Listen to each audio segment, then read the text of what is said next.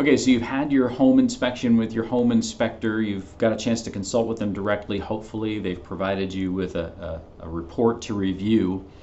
And now we need to talk about what our options are moving from this point forward. First, a reminder, we only have a certain period of time for your home inspection contingency period. And we need to make some moves before the end of that, because the risk in not doing anything at all by the end of that period is that our inspection contingency is waived, and now you're in a position of no longer having your earnest money protected by your inspection contingency, and you'll either have to move forward with the property as it is, or in terminating you would be in default and you wouldn't have the right to a refund of your earnest money. So it's important that we get everything done within this short period of time of your inspection contingency. So we have options. Option number one is we can just say we're satisfied. We've got a great report here. It'll serve us well in maintaining the property moving forward, but we're satisfied with the condition as it is, and we'll move forward to closing. Self-explanatory, great.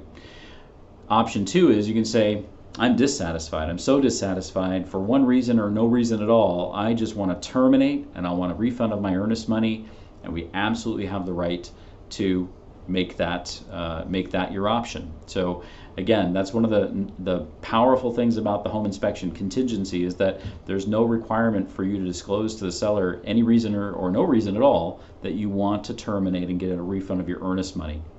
So that's an option. Probably a more common option is the third option, and that is we make requests of the seller for corrective measures or something else, some other term change in the agreement as a result of what you found in your home inspection. That is the most common, and so that might be the approach that you'll want to take. And then finally, another not so common but absolutely valuable opportunity is to do additional inspections. If your home inspector has identified a few things in the inspection that he suggests you might want to hire other experts to take a look at and give you advice on, you have the right to do that. So we can notify the seller that we intend to do additional inspections based upon, and we'll show the recommendation by your home inspector, and then we'll move forward with those additional inspections. We don't get a lot more time for that, and so the challenge always is, can we get more experts in there to inspect the home and those features of the home that were called into question in time to get the information that we need to then make our move of requesting of the seller these corrective measures or other alternative term changes. But that's also an opportunity. So the one thing I want to make sure is very clear, no matter what you choose, if you choose to come back to the seller and say, I want all of these things corrected, you can ask for the moon.